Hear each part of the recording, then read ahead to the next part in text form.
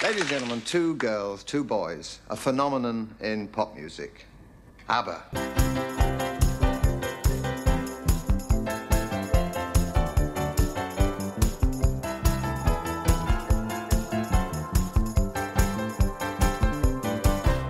Hello and welcome to Like a Magic Spell, the podcast which aims to unlock the joy of ABBA one song at a time.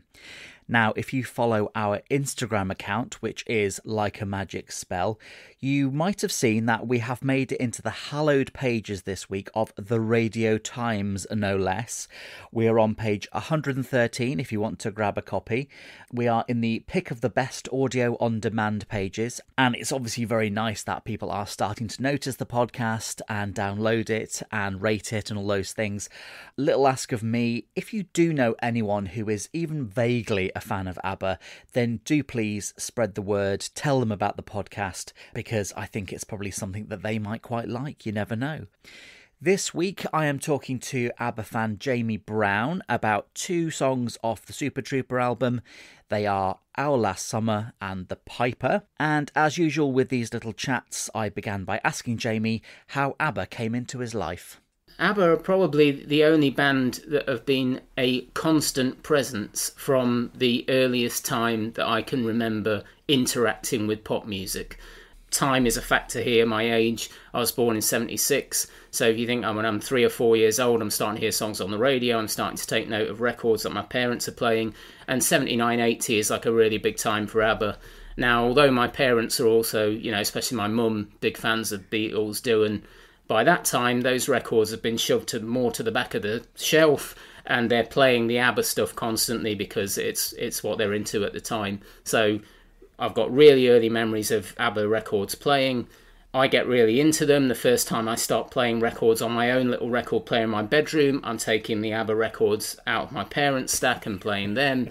At one point, I even started recording myself on my cassette player, singing along with Voulez-Vous, the album Voulez-Vous. My mum caught me and insisted on listening to it back and critiquing my singing along with the album. And then later on, I started to discover the sort of earlier stuff, and they've just always been a presence throughout my life. Big question, where is the cassette now? I wish I still had it so that I could hide it and make sure nobody ever found it. But no, I've no idea where that went. Your experience is similar to mine in that it was just background.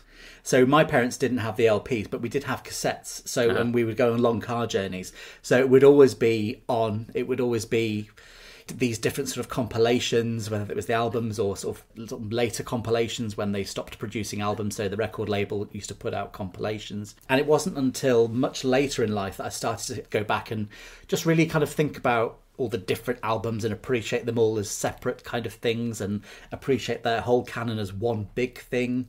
I think a compilation that was quite influential for me was the 1982, it's like the breakup compilation, the singles, the first 10 years. Yes. And we had that as like a double cassette, and that was played in the car, in my dad's car. And so I used to end up playing that to death. I used to ask, on long journeys, play that again, because I loved everything on it. And that was where I discovered a lot of the older singles.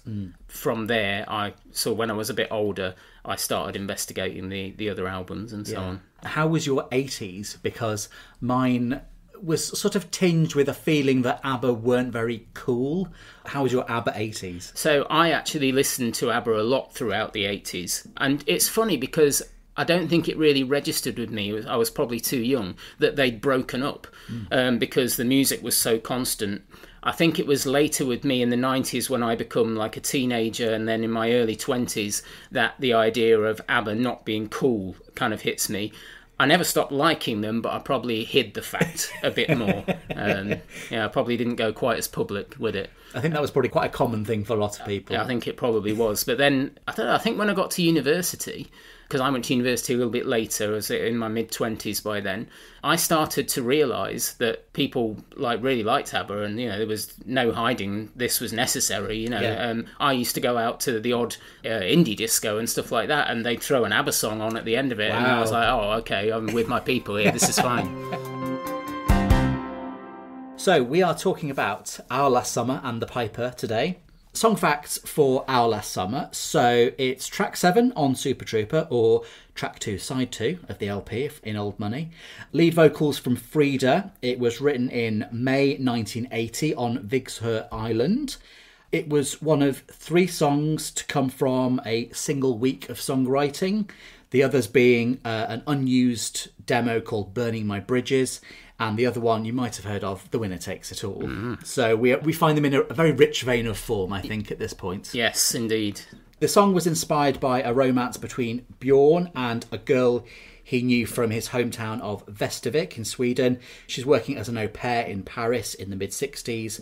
Apparently the same romance also influenced My Love, My Life, which is Arrival a couple of years earlier. I didn't know that. No, okay. I didn't know that until I started researching. Thank you. Recording for this song began on Wednesday the 4th of June 1980 at the Polar Studios in Stockholm. The guitar solo from the song was performed by Lasse Wellander, ABBA's longest serving guitarist. He actually died on 7th of April this year, R.I.P. He played with them throughout the 70s on the Chess concept album. He played on the Mamma Mia movie soundtracks and on Voyage as well. So he's put a shift in. Generally, if you're hearing guitars on ABBA songs, it's Lasse, isn't it? Yeah, absolutely. And I'll put a link to his obituary in the show notes for the podcast, because I found a really nice obituary from The Guardian. There's some really nice, warm things that the members of ABBA said about him, because, he'd been there since day one, basically. Yes, he's essentially the 5th member, really, isn't he? So this song wasn't released as a single, but the Mamma Mia movie version was certified silver by the BPI in 2022, presumably through streaming and downloads and that kind of thing. And if you listen very carefully through the bridge of the song, you can actually hear one of the melodies which ended up on Anthem on the Chess album. And I can't wait to do a podcast about the Chess album, because it's mind-blowing, but I'll keep my powder dry on that one. They were a little bit worried, I think, about when people heard Anthem for the first time, that they might recognise a little bit that they nicked from Our Last Summer. Yeah. If you ever listen to, Tim Rice's podcast talks about the genesis of chess, and Bjorn and Benny obviously just had loads of little bits of lyrics and bits of melodies scribbled down, and it was just a massive kind of paper exercise of bringing that all together. Right. Couple of quotes about the song. So this is Bjorn about that girl from Västervik. He says, "We've not been romantically involved in Sweden, but Paris tends to have that effect on people, and so it was with the two of us. To be honest, I don't really remember much about Paris. I mostly remember her." And also a second quote from Bjorn about he wants to create, and this is a quote from him, "that melancholy memory of our last summer of innocence." Very grand thing to say. Jamie, what do you think, Our Last Summer? You just mentioned that it's a kind of sweet, nostalgic, romantic song, but I think, as with any ABBA song that might sound like that, there is a kind of darker and more grown-up and serious undercurrent going on, because the protagonist of this song, who has obviously been turned into a woman because he's writing for a female voice, seems to me as though she's essentially wondering if this lovely summer walk around Paris in the 60s with what turns out to be the world's most dullest man, in later years, is as good as it's ever going to get, really. There is a strong sort of sense of sadness, typically Scandinavian sadness, and you can see that in the sort of bridges between the verses and the chorus is where the darkness is included. Yeah. So you've got the verses, which are sort of like sweet and nostalgic, and then you get the bridge into between the verse and the chorus, which has these kind of like almost Bernard Herrmann-like stabbing sounds, as if like real life is just waiting behind the shower curtain with a big knife. I actually picked out one of those bits, those bridges to the chorus, as one of my highlights. The line, "We took a chance like we were dancing our last dance." I mean, it's poetry, isn't it? It is. And there's another one where he says, "We had a fear of flying, of getting old, a fear of slowly dying." Yeah. It's like, well, these people must have been in their early 20s walking around Paris. They should have been carefree. Absolutely. Not wondering about the... But of course, this is written from the point of view of someone probably in their 40s. It's, pure midlife crisis stuff. And they're projecting their fears at that time in their life back onto their memories, just as anybody would. So the song we discussed before this one on the podcast, which was Happy New Year, I thought there was quite a lot of similarities, sort of duality between nostalgic and melancholic. There's something very lonely about this song. The protagonist could almost be the same one as the one in If It Wasn't for the Nights, who's just sort of like standing there staring at the wall in the evening, wondering how she's going to get through another evening alone. You know, this could be the same woman looking through her Paris snaps from the 1960s. Yeah. What do you think of the guitar solo? I wonder whether it's entirely necessary, to be honest. Can I give you a long answer to this? You can. This is an amazing song, and I think it could be regarded as one of the great ABBA songs. There are two things for me that stop it from getting there. One, less seriously, is the mangled pronunciation of croissant as croissant, because it's necessarily a 3-syllable rhyme with restaurant to make it scan. So that's kind of like a lyrical googly that Bjorn has thrown at the girls. And then the second one I would have said is the guitar solo, which I would go as far to say is like, maybe ruining the song is a bit much, but it certainly takes me out of the song. And I don't think it adds anything to the song. I think it only takes things away from the song. I think it makes it feel less melancholic. I think it's less elegant as a result of the guitar solo being there. I can't talk about it as a technical guitar solo because I don't play guitar. I'm sure Lasse plays it brilliantly. But it's the kind of the way it screeches in. It doesn't fit with the tone of the rest of the song for me. It's almost like they've abandoned the point of the song and they think, we just need a bit of a rock star element to it. Well, there's a gap there that needs to be filled, I think, between the last two refrains of the chorus. But if you look at how they do it on other songs on the album, Andante Andante, for instance, it's very subtle little solo that's played, and it's very quickly in and out, and then you're back to the chorus again. Whereas this one, maybe they've given Lasse carte blanche to just go ahead and be a rock star for once. You don't associate ABBA with being a guitar band, even though there are always guitars on ABBA songs. They're played in such a subtle way that you never really notice them, and you don't think of them as a guitarist band. So when this big guitar solo comes in, it's really quite strange, and I think that's probably what stops it from being viable as a single, because I think that would have surprised the public too much if that had been released as a single. And this big guitar solo would come. I think people would have reacted to that. What are ABBA doing here? It just doesn't fit with the way people think about ABBA. I don't think, because it's a guitar band's guitar solo, and ABBA are not a guitar band. Yeah, it would have been nice if they'd done like an accordion break or something French. I've picked out a few highlights just from the lyrics really that I really, really like. Obviously, one of them was that we took a chance like we were dancing our last dance.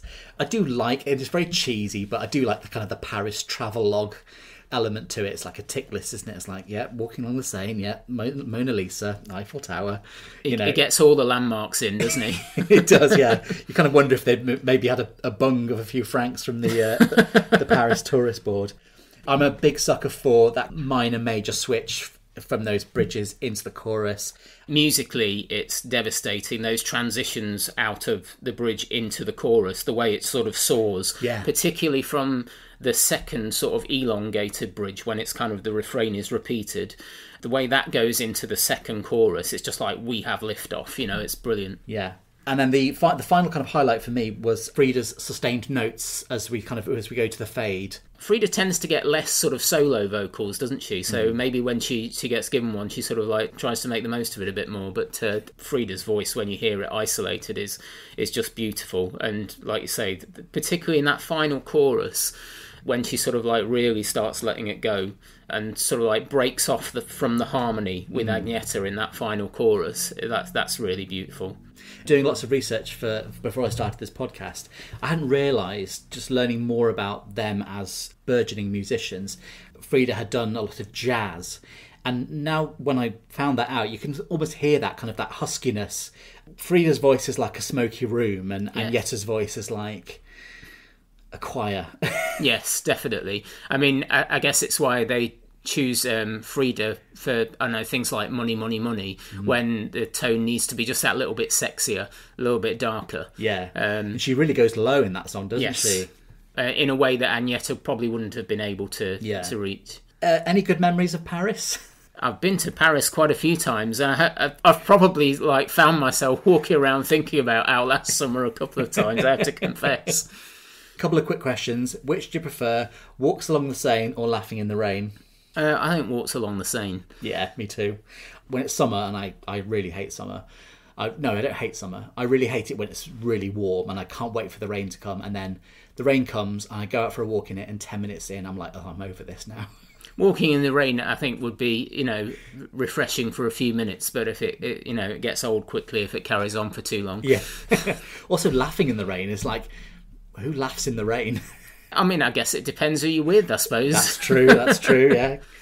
Paris restaurants or morning croissants? I definitely prefer morning croissants to morning croissants.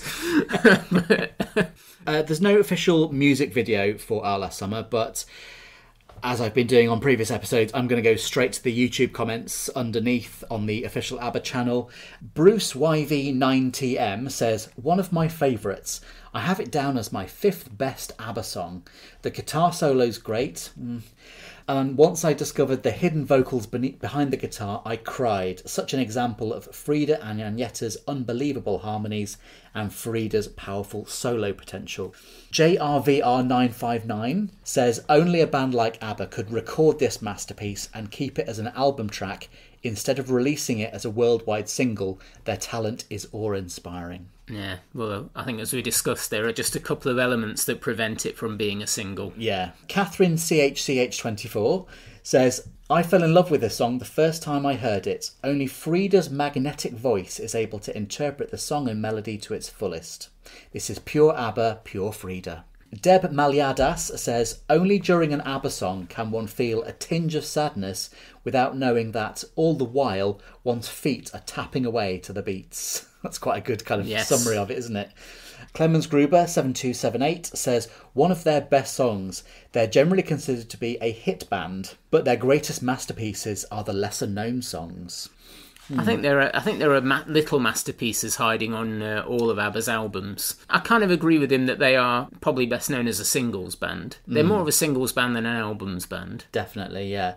But there's always treasure to be found, isn't there? Definitely. Always. Yes. And finally, Jose Carvalho 9388 says, this reminds me of my love story, my honeymoon in Paris, a lot of passion, a lot of horniness. It was too good while it lasted. There's the story there. But the person who's remembering the love story is so sad while they're remembering it. Yeah. In summary then, Our Last Summer, final thoughts? Oh, I like the fact that the most boring name that Bjorn can think of is Harry. Final chorus. Harry's the sort of name that everybody gives to their baby boys nowadays. Yeah, it's like seen as one of the coolest names. But in 1980, Bjorn's thinking of the most boring name he can think of for an English name, presumably, and he comes up with Harry, which I find quite amusing. There's one other sort of lyric that jumped out of me. Is when the protagonist sings at the end, you're the hero of my dreams. As dull as it seems, you're the hero of my dreams. What a sad image that is of this person sort of sitting there in the future, and they're looking back at this person who they've just described as like, now you're a banker and you go down the football and I wouldn't be interested in you at all, and yet you're still as good as it could have got. Yeah. The big question, where does this stand in the whole ABBA canon, do you think? Well, as I sort of suggested before, I think this has the potential to be in the kind of like Premier League of ABBA songs, but it's just those couple of elements, and I think particularly the guitar solo. I think it's a great song, but I mean, all things are relative. We're talking about ABBA here. Of course. And there's a lot of competition. But if you were going to ask me to take a non-single out of Super Trooper, I'm probably going to take away Andante before I take away Our Last Summer. Oh, interesting. Okay. Arbitrary marks out of 10 for Our Last Summer? I'm going to give it a 7. Okay, that's good. That's creditable. I think I might go for 7.5. Okay. It's my nostalgic memories of the song and the nostalgia in the song that just kind of really wins me over for that one. If the guitar solo wasn't there, it would be minimum 8. Oh, really? Excellent. Yes. So go back in time, Bjorn and Benny, and take out that guitar solo. I would definitely rethink it. Hello, Adrian here, just popping up to say if you want to get in touch, we are likeamagic@gmail.com. Someone who did get in touch was Cristiano. Hello, Cristiano. Thanks for emailing in.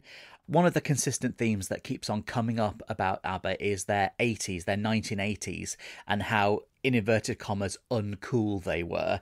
And Cristiano writes that, yes, he confirms, as a lifelong ABBA fan, they were very uncool during the 1980s. But he points to, as we get towards the end of the decade, around the Stock Aitken and Waterman movement, something started to gradually happen, which raised them up from the ashes. And then 1992, when ABBA Gold came out, was an explosive ABBA revival. And Cristiano also takes issue with some of my ratings. Apologies, Cristiano, for those. I think I gave Super Trooper 7 out of 10. And Cristiano says, only 7 out of 10? Come on, man. Be more generous. And then he puts in brackets, okay, I'm kidding. LMAO, it's a solid 10 out of 10 from me. Cheers from South Europe, Cristiano. Thank you so much, Cristiano, for getting in touch. And of course, you can too at likeamagic@gmail.com. Let's talk about The Piper. A few song facts. So it's track 8 on the Super Trooper CD, track 3, side 2 from the LP. Recorded in April 1980. Wasn't released as a single, but it was a B-side on the Super Trooper single. It's about a fascist leader, which I think is hilariously cheery for an ABBA song, and was heavily inspired by a Hitler-type political character in the 1978 Stephen King novel The Stand. Obviously, being The Piper, there are parallels with the Pied Piper of Hamelin. I did a bit of digging about the Pied Piper of Hamelin, and there's plenty online about drowning rats, kidnapped kids, people living in caves. I remember it well from my childhood. But I've decided not to go too far down that road because we're trying to keep it upbeat. It's probably for the best. This is the only ABBA song to have lyrics in Latin. At the end of the chorus, they sing Sub Luna Saltamus, which is We Dance Beneath the Moon, which is obviously in English previously in the chorus. And the flute on this song was played by longtime collaborator Jana Kling. Jana also did the famous flute on Fernando. So again, that goes back to what we were talking about earlier, about them having this kind of almost like a theatrical company of people that they work with all the time. A couple of quotes about the song. So Bjorn says, the lyrics deal with the fear that there will come a time when people will want such a leader again. Carl Magnus Palm says it's medieval sounding. And in his book, ABBA Song by Song, Ian Cole says the song sounds somewhat like a medieval madrigal. And I've just written down the dictionary definition of a madrigal. It is a part song for several voices, especially one of the Renaissance period, arranged in elaborate counterpoint. What do you think of The Piper, Jamie? Well, ABBA adapts Stephen King. Who would have thought it? Maybe it's a stretch, but you could also say maybe it's ABBA's pandemic song, because the story of Stephen King's The Stand actually begins with a pandemic, wiping out most of humanity, and it's those few that are left, I believe, that become led by a personification of either good or evil. And obviously it's the evil character that the Piper in this song is kind of like based on. It's unusually political for ABBA. You know, Bjorn doesn't tend to write many political lyrics. It's like non-personal. I didn't like this one as a kid. It really sort of sticks out a bit like a sore thumb, coming between the sort of nostalgic romance of Our Last Summer and Lay All Your Voulez-Vous on Me that comes afterwards. The Piper just sort of sits there, and it's, like you say, medieval sounding and more sort of like traditional instrumentation and so on. As a youngster, I didn't really understand it. Those medieval sounds didn't sound very cool to me at all, and I just thought that, you know, this is the sort of thing I could imagine people Morris dancing to or something, and used to just skip past it. I think it was only in later years that I sort of realised the darkness in it, you know, the kind of thing it was alluding to about fascistic leaders and so on, and I started to enjoy it a bit more. How easy do you think that kind of deeper, darker style sits with ABBA? I think it's unusual for them. For Bjorn to allude to anything political just sort of stands out to me straight away as being a bit unusual. You wonder maybe if ABBA are like completely comfortable with doing that kind of material, because their songs are generally so sort of personal, and they're relationship based and all that kind of thing. So it is a bit of a departure. A lot of their songs are based on sort of memories and personal memories, personal experiences. But this has come from a book. As far as I know, Bjorn hasn't got any experience of medieval fascistic leaders. So it's just a complete anomaly, I think, isn't it? It is. I mean, you could say that the idea about worrying about world leaders who are populist and might sort of like start guiding people into down dark paths and so on. It's not just a new thing, you know. I mean, that's something that's been around all the time. So who knows where Bjorn might have been looking around the world and who he might have been looking at that inspired him to write something like that. There's quite a lot of hate for it online, frankly. Is different good sometimes? It is. It's more like a folk song, and I suppose maybe if you went back into ABBA's past, you might find more songs that sound a bit more like the Piper. You go back to their folk beginnings and that sort of thing. So again, no official music video for the Piper, thank goodness. We're going to go straight to the YouTube comments. David Mayer 6456 says, super song, I like it very much. Sanfran51 says, it's about the public being seduced by a fascist political leader. Yeah, it's deceptively nice. No PCs here 6097 says, for some reason this song is hated by so many. I never understood why. It's one of the better ones on this album. I think it kind of depends on your taste, really. Some people might enjoy hearing a song which is a departure from the norm.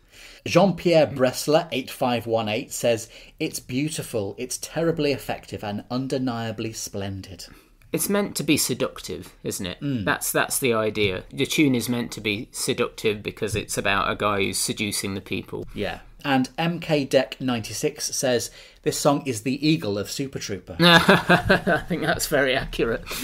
I was really struck with that. I was like, yeah, because Eagle's a funny one in that it starts the album, and it's completely anomalous to the rest of it. Anything else from your notes on the Piper? Once I started to see it as a dark folk song, rather than just a folk song, I think that's when I started to enjoy the Piper. Because I think I first listened to it at a time when a folk song was not what I was looking for at all. Now I kind of almost see it as like the lost song off the Wicker Man soundtrack or something like that. So if I think about it that way, I can enjoy it a lot more. Arbitrary marks out of 10 for the Piper. I think the Piper is probably going to get no more than a 6. I think that's quite generous, to be honest. I'd go with a 5. Okay. Yeah, I think that's fair. Jamie, thank you so much for talking about Our Last Summer and the Piper. It's been a pleasure. I have a little gift for you. What I'd like to do is inspire you. So I brought you a copy of The Stand by Stephen King. Wow, thank you. And I don't actually have one. Fantastic. And I have a friend who's a huge Stephen King fan, so they're going to be very pleased that I'm now going to be reading it so I can discuss it with them. I ordered it online and went to go and pick it up, and I was in a bit of a rush. The assistant gave it to me, and I was like, yeah, thanks, fine. I'll just, have my card ready to pay for it. And she said, what do you think of the new covers? And I was like, I don't know. I don't know what the old one looked like. I'm not a fan. It's a gift. I wouldn't have known it. It's absolutely huge. Yeah. So come back to me in a couple of years' time and I'll tell you what I thought of it. Give it a bit of a thump on the table. So just... That's how big it is. There we go. Well, Jamie, as I say, thank you very much for talking to me today. Pleasure. Really enjoyed it. There we go, another episode done of Like a Magic Spell. We are getting through Super Trooper like wildfire. We've only got one more episode to go, which is next week, which is, of course, Lay All Your Love on Me and The Way Old Friends Do, brackets live. My thanks again to Jamie for his detailed analysis of Our Last Summer and the Piper. I did actually edit out a question where I asked Jamie which his favourite Piper was, whether it was Billy Piper or Katie Piper. He chose Billy Piper, so I think that was probably the right decision. Anyway, that's it from me for this week. So we're back again, season finale next week. Thanks very much for listening. Like a Magic Spell is produced and presented by me, Adrian Stirrup. The music is by Ian Jones. Thank you for the music, Ian. We'll see you next week.